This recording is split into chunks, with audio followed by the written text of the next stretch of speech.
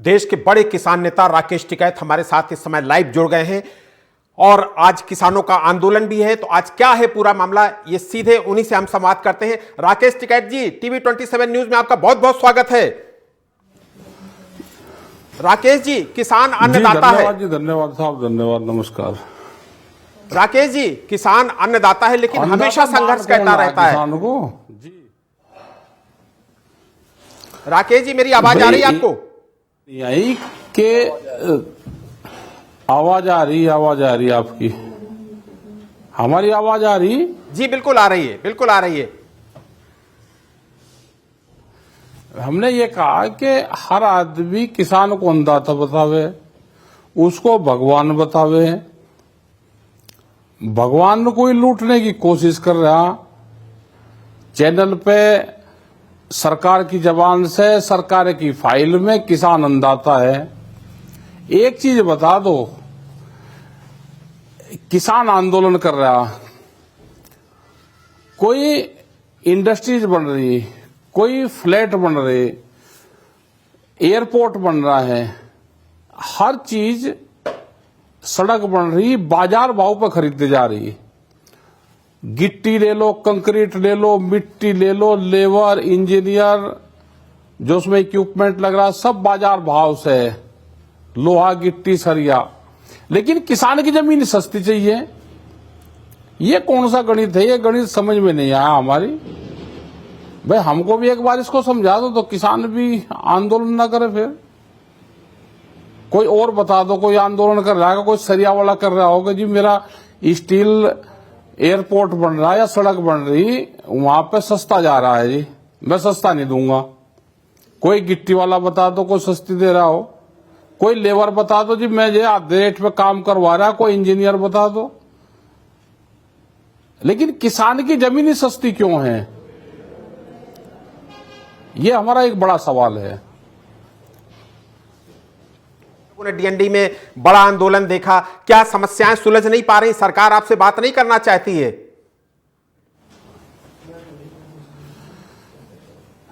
सरकार बात नहीं कर रही उस हिसाब से जिस हिसाब से यहां पे पूरा एनसीआर में महंगाई बढ़ी या पूरे देश भर में किसान की जमीन अधिग्रहण हो रही है, तो क्या बाजार भाव नहीं बढ़ा? क्या मार्केट नहीं बढ़ी? क्या उसकी सर्कुलेट जो 2013 का कानून था कि सर्कुलेट का 4 गुना देंगे, क्या वे सर्कुलेट नहीं बढ़ना चाहिए था 2013 के बाद में? आज 11 साल से कोई भी किसान का सर्कुलेट नहीं बढ़ाया। क्या ये पूरा एक स्कैम है कि सर्कुलेट नहीं बढ़ाएंगे, कानून में 4 गुना है, सर्कुलेट नहीं बढ़ाएंगे तो सस्ती जमीन नहीं मिलेगी? तो ये सारी चीजें समझनी पड़ेगी एक बार, और सरकार बैठ के इन सारे सवालों का जवाब दे हमको, ये हम चाहते हैं। राकेश जी, जो 5 मांगे प्रमुख थी जिनको लेकर हम लोगों ने 2 दिसंबर को भी बड़ा आंदोलन देखा था, जिसमें से कहा गया था कि भूमि अधिग्रहण कानून के तहत प्रभावित किसानों को 10% प्लाट और बढ़ा हुआ लगभग 65% बढ़ा हुआ मुआवजा दिया जाए। इस पर क्या अधिकारी भी बातचीत करने के लिए तैयार नहीं है?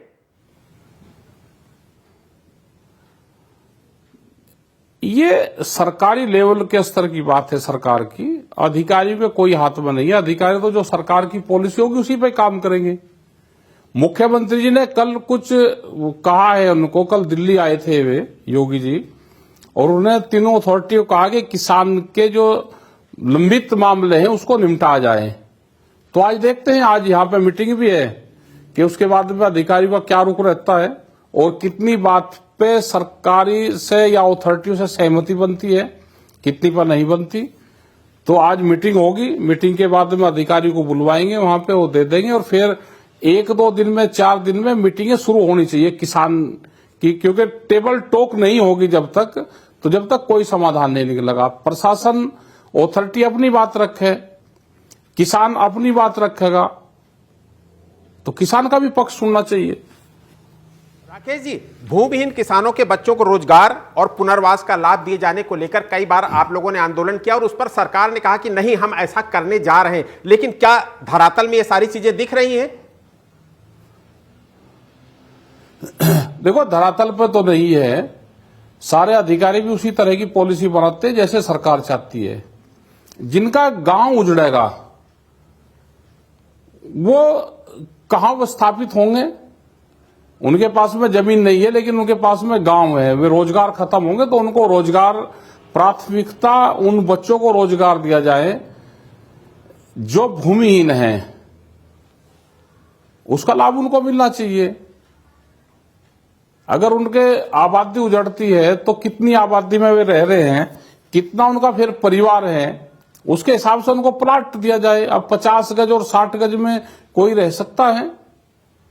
उनको कहां दिया जाएगा? जैसे एयरपोर्ट से विस्थापित जो लोग थे, आप उनकी हालत देख लो कि वे कहां बसाए। उनको सड़कें, नाली, स्कूल, वो सुविधा है जो वहां के मंदिर, गुरुद्वारे वे थे, वे विस्थापित हुए हैं, तो क्या उनको उतनी ही जगह दी गई? तो इन सारी चीजों पे विचार करना चाहिए, नहीं तो ये आंदोलन होते रहेंगे।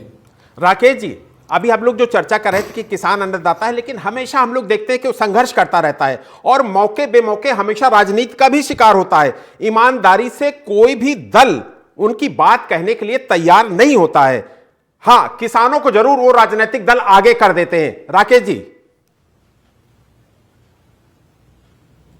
देखो जब सरकार होती है तो दलों की दूसरी स्थिति रहती है और विपक्ष में रहेगा उनकी दूसरी स्थिति रहती है। विपक्ष में वे किसानों के साथ हैं, लेकिन जब उसी पार्टी की सरकार आ जाएगी तो फिर सरकार के साथ में रहते हैं। वो कहते हैं कि पार्टियां अलग चीज हैं और सरकार अलग चीज है। हमारी अब सरकार आएगी तो अब सरकार काम करेगी, पार्टी का कोई उससे लेना देना नहीं है। वे बोलते भी नहीं, वे साथ में भी नहीं आते। इसमें कानून बनने चाहिए। कोई भी पार्टी की सरकार आए, सरकार उस पर काम करे, वो पॉलिसी मैटर में आएगा। पॉलिटिकल आदमी तो अपनी बात कहते रहेंगे। अभी विपक्ष में जो लोग हैं वे किसान की बात करते हैं, लेकिन जब उनकी सत्ता आ जाती है तो वही काम वो करते हैं। तो इसका मतलब कानून किसान के पक्ष में, गांव के पक्ष में, आदिवासी के पक्ष में ये बनने चाहिए। अगर पूरे देश भर की हम बात करेंगे तो पॉलिसी बननी चाहिए, पॉलिसी मैटर में आएगा पूरा। राकेश जी, किसानों के साथ कोई भी दल ईमानदारी के साथ खड़ा दिखता है आपको? भाई दिखता कोई दल नहीं है। ये तो देश में किसान आंदोलन ना हो तो इनकी सारी जमीन लूट ले। किसान को खुद मजबूत होना पड़ेगा।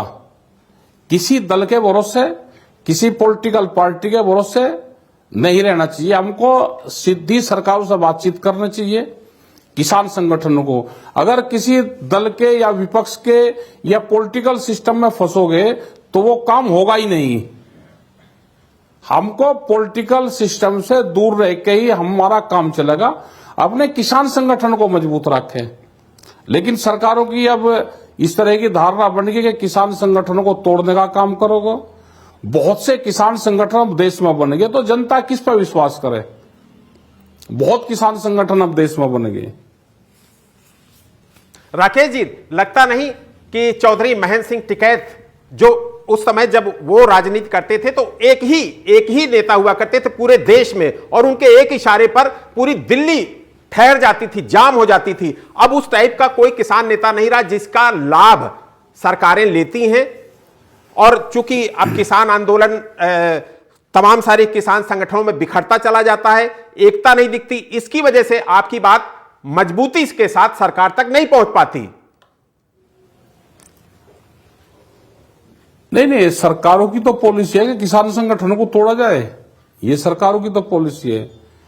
भाई एसकेएम, जो लोग बहुत से किसान संगठन देश में बने तो उसका एक एसकेएम बना, संयुक्त किसान मोर्चा बना, लेकिन उसको भी तोड़ा गया। अब एक मूवमेंट पंजाब के बॉर्डर पर चल रहा, वे दिल्ली आने की कोशिश कर रहे तो वहां पे बड़ा मूवमेंट है। जो वहां के नेता डल्लेवाल जी वे अमर अनशन पे है, उनको आज 35 दिन हो गए। आज पंजाब बंद का आह्वान है। तो अलग अलग मोर्चों पे किसान लड़ रहा है। कहीं जमीन बचाने का इशू है, कहीं फसलों के दाम का सवाल है, कहीं से बाजार समिति, जैसे बिहार में है तो बाजार समिति की लड़ाई है, जो मंडी वहां पर बंद करती है उसकी लड़ाई वहां पे है। कहीं भूमि अधिग्रहण का इशू है, कहीं जमीन उनके पट्टे कैंसिल कर दे वो इशू है।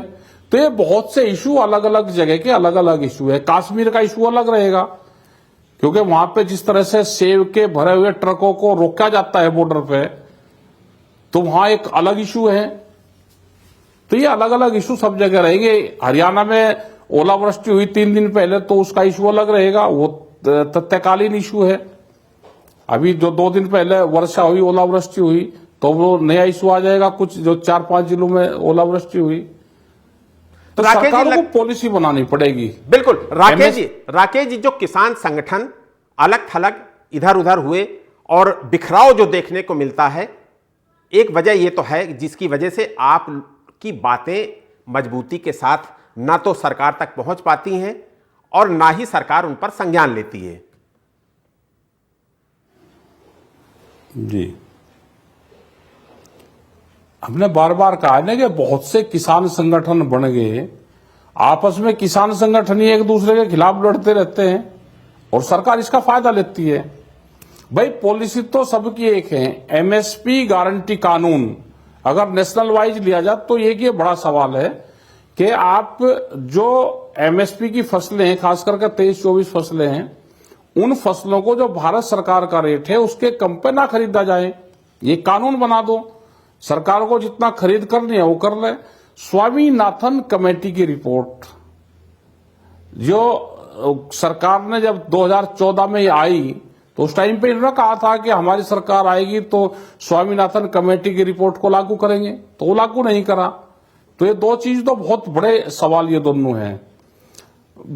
भूमि का सर्किल रेट, आप जैसे महंगाई भत्ता बढ़ता है ऐसे ही भूमि का सर्किल रेट भी बढ़ना चाहिए, क्योंकि 4 गुना अगर मिलेगा, 2 गुना मिलेगा तो उसको फायदा मिलेगा। लेकिन सरकार अब अपने सिस्टम से उसका लाभ देना नहीं चाहती। राकेश जी, हर वर्ष हम लोग देखते हैं कि कोई ना कोई बड़ा किसान आंदोलन शुरू होता है और लंबा खिंचता चला जाता है, लेकिन किसानों की समस्याओं का हल नहीं हो पाता है।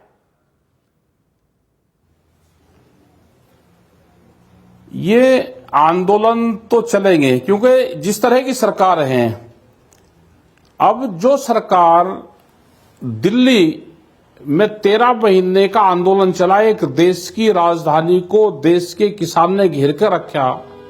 अगर ये सरकारें होती, अगर ये किसी पार्टी की सरकारें होती तो जरूर बात करती। ये पूंजीवाद की सरकार है, पूंजीवाद का एक गैंग है।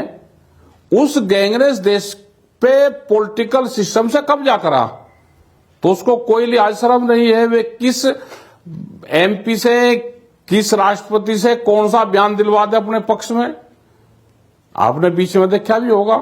तो पूंजीवाद हावी होता जा रहा है। तो अभी जो लड़ाई है वो पूंजीवाद और आम पब्लिक की लड़ाई है।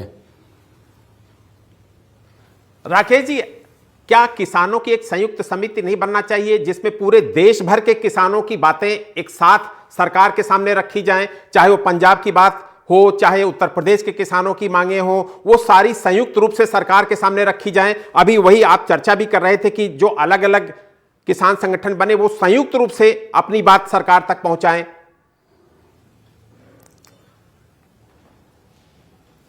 देश में किसान संयुक्त मोर्चा बना हुआ है, उसमें करीब 500 से ज्यादा किसान संगठन उसमें शामिल हैं और उसी के बैनर पे, संयुक्त मोर्चे के बैनर पे ही देश में किसानों का एक बड़ा आंदोलन दिल्ली और उसके आसपास देखने को मिला था। लेकिन उसमें भी टूट हुई। सरकार ने उस संगठन को भी तोड़ने का काम करा। लेकिन आज भी हम एक प्लेटफॉर्म पे चाहते हैं कि पूरा देश का किसान संगठन, जो लेबर संगठन है, जो किसान संगठन है, जो आदिवासियों के संगठन है, जो भी जनहित के काम कर रहा है, वे संगठन एक प्लेटफॉर्म पाए। उस पर एक बातचीत चल रही है और उसी प्लेटफॉर्म के माध्यम से हम अपनी बात सरकारों तक रखें। लेकिन सरकार, वो सोचने वाली सरकार चाहिए कि जो किसान संगठन पर बात करती हो। ये सरकार है ही नहीं कि जो किसानों के साथ में किसी मूवमेंट पे बात करना चाहती हो किसी उद्देश्य से। ये करना ही नहीं चाहती। इनका अपना मकसद है कि हमको बात करनी नहीं। आम लोगों को किस तरह की पॉलिसी में फंसा जा रहा है। जैसे हम अगर दिल्ली के एनसीआर की हम बात करें तो क्या एनजीटी के कानून में आम लोग को उसका प्रभाव नहीं पड़ा कि 10 साल की गाड़ी उसकी खत्म होती जा रही है? कैसे आम लोगों की जेब से पैसा जा रहा है, तो ये सबकी समझ में आना चाहिए। अगर वो संगठन से भी नहीं जुड़ रहा लेकिन उसकी जेब से पैसा जा रहा है, 10 साल में उसकी 25-30 लाख रुपए की गाड़ी खत्म होगी, उसको पता भी नहीं चला, वो फिर गाड़ी खरीदेगा। तो जो पूंजीवाद का प्रभाव है वो देखने को आम लोगों को मिलेगा। क्या जो जज है दिल्ली में, जो जुडिशरी में एडवोकेट है, जज है, डॉक्टर है, क्या ये 10 साल में कितनी अपनी गाड़ी चलाते होंगे? ये अपनी बात नहीं कह सकते, संगठनों से नहीं जुड़े हुए, लेकिन नुकसान तो उनको भी है ना। एक प्राइवेट गाड़ी जज साहब की कितनी चलती है, डॉक्टर की गाड़ी कितनी चलती है, एक रोडवेज की बस और किसान का ट्रैक्टर या डॉक्टर की गाड़ी कितनी चलती है, और उसको 10 साल के उसमें लेकर आ गया। तो यह पूंजीवाद है। पर्यावरण के नाम पे पूंजीवाद को बढ़ावा दे रहे बड़ी बड़ी कंपनियों को, तो उससे नुकसान हो रहा है। राकेश जी, अभी आप चर्चा कर रहे थे जगजीत सिंह डल्लेवाल जी की, 1 महीना से ज्यादा का वक्त हो गया है उनकी भूख हड़ताल का, लेकिन मुझे लगता है कि अभी तक कोई संज्ञान नहीं लिया गया। उन लोगों की क्या मांगे हैं जो पंजाब के किसान हैं, चूंकि वो भी आपकी तरफ कहीं ना कहीं नजरें उठाकर देखते हैं कि राकेश टिकैत हमारा नेतृत्व करे तभी हमारी बात सुनी जाएगी। नहीं, वे सब लोग हमारे बीच से गए हुए लोग हैं, और उस मूवमेंट से भारत सरकार को फायदा हो रहा है, क्योंकि वो मूवमेंट पंजाब में है, तो पंजाब के किसानों को नुकसान हो रहा है, आम लोगों को नुकसान वहां से हो रहा है, रास्ते बंद हो रहे हैं, आज भी जैसे जाम है। तो उन जो वहां की आम लोग हैं उसकी नाराजगी वहां के किसानों से होगी, वहां के सिख समाज से होगी, और वहां की सरकार से होगी। भारत सरकार का उस पर कोई प्रभाव नहीं पड़ रहा। तो ये मूवमेंट अभी 4 महीने और चलेगा ये मूवमेंट, क्योंकि जिस दिन भारत सरकार पे इसका प्रभाव पड़ जाएगा तो मूवमेंट से बातचीत भी होगी, डिमांड उनकी भी वही है। वे खाली पंजाब के किसानों की बात नहीं कर रहा, वो संगठन भी संगठन देश के किसानों की बात कर रहा है कि एमएसपी गारंटी कानून देश में बने, वो भी उसी की बात कर रहा है। जो एसकेएम बात करता है वही वो बात कर रहे हैं। राकेश जी, कई बार जब सरकारें बातचीत करती हैं तो उस डेलीगेशन में आप भी होते हैं, सरकार की तरफ से क्या कहा जाता है, क्या आप लोगों को समझाया जाता है, और क्यों नहीं ये एमएसपी गारंटी कानून बन पाता है? देखो, बिहार में मंडी बंद कर दी, अगर हम एक ही स्टेट का उदाहरण ले लें, वहां तो मंडी भी नहीं है, और वहां जो चावल है उसकी जो खरीद है 800 रुपये से और 1200 रुपये तक उसकी खरीद होती है, 12 रुपये किलो तक। तो जो व्यापारी सस्ते में खरीदता है वो क्यों खरीदेगा कि मैं इसको 2100 और 2200 रुपये क्विंटल खरीदूं, 22 रुपये किलो खरीदूं, जब उसको 800 रुपये से 1000 रुपये पर क्विंटल उसको बचत हो रही है। तो क्यों सरकार उसको कानून बनाएगी कि हमारे व्यापारी को नुकसान हो? हमने बताया कि ये जो सरकार है पूंजीपतियों की सरकार है। तो ऐसे ही बनाना चाहती, राकेश जी ज्यादा पैसे देने पड़ेंगे, क्या कंज्यूमर को सस्ता मिलता है? जी राकेश जी, आज जो महापंचायत है जिसमें आप भी मौजूद हैं, उसमें पुराने भूमि अधिग्रहण कानून को लेकर आप लोग बात करने वाले हैं, किसानों के मुआवजे को लेकर बातचीत करने वाले हैं, आप उस बात की चर्चा भी कर रहे थे। और कौन कौन से मुद्दे हैं और कहां कहां कितने जिलों के किसान इस महापंचायत में शामिल हो रहे हैं? नहीं, इसमें ज्यादा लोग नहीं आएंगे, इसमें नोएडा के ज्यादातर किसान आएंगे, गौतम बुद्ध नगर के, और मेरठ मंडल के इसमें हमारे जो सीनियर लीडर्स होंगे हर जिले से, वे लोग इसमें आएंगे। इसमें ज्यादातर जो किसान आएंगे वो गौतम बुद्ध नगर के किसान इसमें ज्यादातर आएंगे। तो इन लोगों की क्या मुख्य मांगे हैं? जो 5 मांगे हैं उनमें से जैसे आपने जिक्र भी किया था कि किसानों का मुआवजा, किसानों के प्लाट और पुनर्वास और इनके बच्चों की नौकरी, और भी कुछ मुद्दे हैं इसमें जिसको लेकर आज महापंचायत आयोजित की गई है। इनके तो यही लोकल के यही इशू इनके लोकल के रहेंगे। जो गांव अधिग्रहित हो गए, उनकी जमीन नहीं बची, तो गांव में कैसे कम्युनिटी सेंटर बने, कैसे गांव का डेवलपमेंट हो, कैसे वहां पे भाई सेक्टर की एजुकेशन अलग हैं और गांव की व्यवस्था अलग है, गांव की एजुकेशन अलग है। तो बच्चों को भी वही सुविधा वहां पे दी जाए, वही पार्क वहां पे दिए जाए। ऐसा नहीं कि गांव को आप घेर लोगे सेक्टरों में और सेक्टरों का डेवलपमेंट अलग होगा और गांव का अलग होगा। जब उनकी जमीन चली गई तो डेवलपमेंट भी सेम होना चाहिए, उनको भी वही सुविधा देनी चाहिए जो सेक्टरों में है। तो ये एक उनकी बड़ी डिमांड यहाँ पे है। अभी धीरे धीरे पूरे इसकी जमीन चली जाएगी, एयरपोर्ट में पूरी इनकी जमीन चली जाएगी गौतम बुद्ध नगर की। लेकिन गांव का डेवलप भी होना चाहिए, ये भी गांव की एक बड़ी समस्या है। और जो उनके जो प्लाट हैं वे प्लॉट भी उनके लगे, उनके प्लॉट भी सेक्टरों में लग जाए, वे लोग भी सेक्टरों में रह लें, ये उनकी समझ वो है। वे लोग भी, उनको भी रोजगार मिले यहाँ पे, वे यहाँ के बासिंदे हैं, खेती चली गई, रोजगार रहे नहीं, तो उनको भी इंडस्ट्रीज के अंदर रोजगार उपलब्ध हो, ये उनकी डिमांड रहेगी। राकेश जी, जब पिछले दिनों संसद सत्र चल रहा था उस दौरान कई बार किसानों ने दिल्ली कूच की तैयारी की, क्या उन सब बातों का संज्ञान सरकार नहीं ले रही? क्या आप लोग जो बात कर रहे हैं सरकार तक अपनी बात पहुंचा रहे हैं? क्या सरकारें आपकी बातें नहीं सुन रही हैं? नहीं सुन रहे, और दिल्ली का नहीं है, दिल्ली का मूवमेंट हमारा नहीं था। और क्योंकि दिल्ली पे वो जो 2020 और 21 में आता है, अगर दिल्ली की तरफ कूच की बात करते हैं तो सरकारों की नजरों में वो आता है कि उस तरह का मूवमेंट तो नहीं है, उस तरह का मूवमेंट है नहीं। हमारा दिल्ली का कोई मूवमेंट नहीं है। लेकिन अलग अलग किसान संगठन है, अलग अलग वे कॉल दे देते हैं। जब भी दिल्ली की कॉल दी जाए, कब दी जाएगी, कब होगा, वो संयुक्त मोर्चे को तय करना चाहिए। और इंडिविजुअल किसी को देने हैं तो उसका इंडिविजुअल निर्णय हो सकता है किसी भी किसान संगठन का। राकेश जी, किसान जो हमारा पेट भरता है, कई बार हम लोग देखते हैं कि बहुत आक्रामक हो जाता है। आप भी महसूस करते होंगे कि कभी कभी आक्रामक हो जाता है, और वो दृश्य हम लोगों ने देखे हैं। ऐसी कौन सी परिस्थितियां आती हैं जिसकी वजह से जो हमारा पेट भरता है वही आक्रामक हो जाता है? देखो, किसान तो होता नहीं, कोई इंडिविजुअल आदमी हो जाता होगा, वो होता होगा। किसान तो होता नहीं, जो असली किसान होगा वो तो उसको पुलिस प्रशासन जेल ले जाए। वो कोई भी ना हिंसक प्रदर्शन, पूरे देश भर में किसानों के कोई हिंसक प्रदर्शन नहीं है, ना हम हिंसक प्रदर्शनों में विश्वास रखते, वो भी नहीं रखते। किसान नहीं कोई वो होता।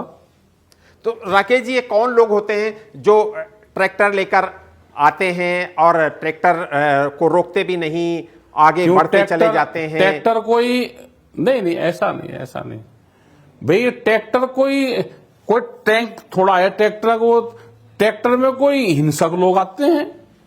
ट्रैक्टर तो हमारा साधन है, उसका गलत प्रचार करा गया है ट्रैक्टर का, कि ट्रैक्टर लेकर आते हैं और ट्रैक्टर हिंसक प्रदर्शन ट्रैक्टर से करते हैं। क्या हिंसक प्रदर्शन होगा ट्रैक्टर से? भाई ट्रैक्टर एक साधन है, खेत में चलता है ट्रैक्टर, तो उसको अपना साधन है, कहां से हम गाड़ियां वो लेकर आए? और जो ट्रैक्टर दिल्ली में भी पहले भी आए, वो ट्रैक्टर वे जो 4-10 साल से ज्यादा के हैं। ये दिखाना चाहते थे हम उनको कि ये ट्रैक्टर वो है जो दिल्ली सरकार ने, भारत सरकार ने बंद कर दिए, जिन पे बैन कर दिया कि 10 साल के बाद में चलेंगे ही नहीं।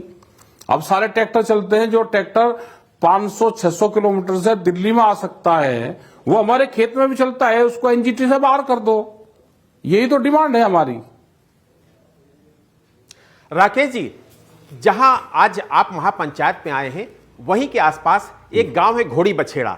मुझे अच्छी तरीके से याद है, घोड़ी बछेड़ा में इसी तरीके से किसानों का आंदोलन हुआ और उसमें कई किसान उनकी मौत भी हो गई थी और कई पुलिस वाले घायल भी हुए थे। इसी तरीके से भट्टा पारसौल में इसी तरीके का आंदोलन हुआ। तो ये कैसे आंदोलन हिंसक हो जाता है, मैं आपसे जानना चाहता हूं कि ऐसा वही जो हमारा पेट भरता है किसान, कैसे वो इतना आंदोलित हो जाता है, कितना आक्रामक क्यों हो जाता है? ऐसी कौन सी परिस्थितियां आती हैं जिसकी वजह से किसानों को ये कदम उठाने पड़ते हैं? पुलिस वे गांव में आंदोलन कर रहे, कोई पे भी वहीं पुलिस जा रही, उनको तितर बितर कर रही। पुलिस अपने आप भी हिंसक कार्रवाई करती है। तो किसान थोड़ा करता है कुछ। भाई किसान तो बैठा है, उसकी बात सुन लो। किसान कोई पुलिस मुख्यालय पे, कभी ये बताओ कि पुलिस मुख्यालय पे कभी कोई किसान गया हो, उसने जाकर पथराव और डंडेबाजी करा हो? ये तो सरकार की जो पॉलिसी होती है, पुलिस प्रशासन भी उसी पे काम करता है। भट्टा पारसोल में क्या हुआ? भट्टा पारसोल में गांव में पुलिस गई, उन पर लाठीचार्ज करा, पुलिस नहीं तो करा जो कुछ भी करा। और जो उस तरह के विचारधारक लोग थे जो भट्टा पारसोल में आंदोलन चला रहे थे, हम उस विचारधारा से सहमत नहीं है। कोई जो किसान संगठन का कोई लीडर होगा और वो हिंसक प्रवृत्ति का हो तो हम उससे सहमत नहीं है। राकेश जी, पुलिस को पता रहता है, उस पर कार्रवाई पुलिस करे। राकेश जी, मैं बड़े गर्व से कहता हूं कि राकेश टिकैत वो शख्सियत है जिसने सरकार को बाध्य कर दिया कि वो अपने तीनों कानून वापस लें। तो मुझे लगता है कि आज जिस महापंचायत में आप आए हैं तो निश्चित रूप से इनकी समस्या का समाधान आज जरूर होगा। बिल्कुल होना चाहिए। हमने 3-3:30 बजे वहां पे अधिकारियों को कहा है कि आप वहां पे आना। आज वार्ता तो नहीं करेगा कोई भी किसान।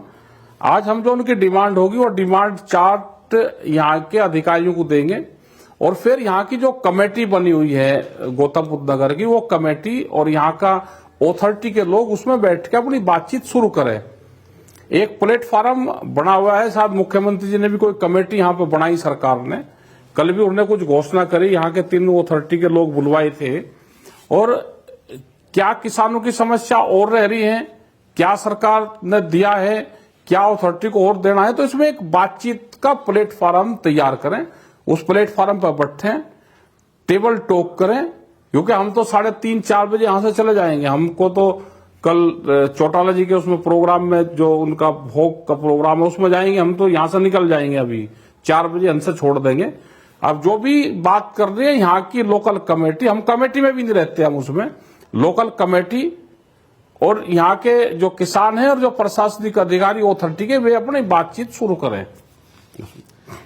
राकेश जी, मुझे लगता है कि इस मुद्दे पर आज जो महापंचायत है, इस मुद्दे पर कई बार बातचीत हो चुकी है। मुझे याद है कि 27-28 नवंबर को भी यमुना प्राधिकरण के अधिकारियों के साथ भी बातचीत हुई थी, लेकिन कोई सॉल्यूशन नहीं निकला। फिर उसके बाद 2 दिसंबर को डीएनडी में भी इसी तरीके से किसानों का आंदोलन हुआ। कई बार इस तरीके की बातचीत हुई है, लेकिन आज इंपॉर्टेंट ये इसलिए है कि राकेश टिकैत जैसे व्यक्ति आज यहां मौजूद हैं, तो इसलिए आज कोई ना कोई सॉल्यूशन निकलने की उम्मीद है। ये बातचीत से ही वो होगा, निकलेगा कोई सलूशन। और हम चाहते हैं कि ये निकले, इसका समाधान निकले। समाधान नहीं निकलेगा तो किसान तो अपनी मीटिंग करता रहेगा ना। किसानों को अपनी मीटिंगें करता रहेगा किसान ये मान लें कि आज उनका नेता वहां पर मौजूद है, तो आज उनकी 5 मांगों पर जरूर कोई ना कोई हल निकलेगा। यदि किसानों को भी मानना चाहिए, सरकार को भी मानना चाहिए। हमने तो सभी को कहा कि टेबल टॉक करो बैठ के। ये नहीं कि किसान की जमीन आप सस्ते में लुटोगे। भाई एक सवाल का जवाब दे दो, जब किसान की जमीन लेते हैं ये, तो उस गांव को शहर बना देते हैं, और जब उनको मुआवजा देने की बात आती है गांव को, तो गांव को फिर गांव बना देते हैं। मतलब ये गणित समझ में नहीं आया कि एक रात में गांव की जमीन लूटनी है तो शहर बना दिया, और जब गांव को उठाना है तो उसको फिर गांव बना दिया। तो ये इसका जवाब किसी के पास नहीं है। ये सस्ते में जमीन को लेना चाहती है। ये एक ही एजेंडा सरकार का है कि किसान से कैसे भी करके सस्ते में इसकी जमीन ले लो। राकेश जी, और जब तक सरकारें नहीं समझेगी। जी राकेश जी, राकेश टिकैत वो शख्सियत है जो पश्चिमी उत्तर प्रदेश में सीमित नहीं है, उत्तर प्रदेश में सीमित नहीं है, वो देश के किसान नेता के रूप में माने जाते हैं। तो इसलिए आज जो नोएडा और ग्रेटर नोएडा और यमुना प्राधिकरण में प्रभावित जो किसान हैं, वो भरोसा रखें कि आज राकेश टिकैत इस महापंचायत में मौजूद हैं, तो कुछ ना कुछ आज उन किसानों को मिलेगा।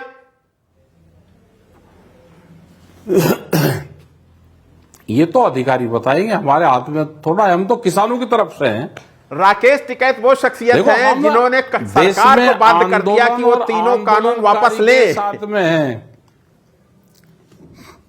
राकेश जी, मैं फिर वही बात कर रहा हूं कि राकेश टिकैत वो शख्सियत हैं जिन्होंने सरकार को बाध्य कर दिया कि वो अपने तीनों कानून वापस ले। इसलिए आज ये भरोसा किसानों को देकर जाइए, क्योंकि ये जो हमारी आपकी बातचीत हो रही है वो हजारों किसान यहां के देख भी रहे हैं। जी, हम किसान के साथ में रहेंगे। किसान जब आंदोलन करेगा, बुलाओगा, हम उसके साथ में रहेंगे। अपनी बातचीत करो। हम किसान के साथ में थे, हैं और रहेंगे। हम देश के किसानों के आंदोलन के साथ में, हर आंदोलनकारी के साथ में हम हैं। तो राकेश जी, आपने टीवी 27 से बातचीत की, आपका बहुत बहुत शुक्रिया। राकेश जी का यह कहना है कि किसान आंदोलन में वो हर पल हर क्षण खड़े मिलेंगे। इस बातचीत में इतना ही। देश और दुनिया की बड़ी खबरों के लिए आप देखते रहिए टीवी 27 न्यूज। नमस्कार।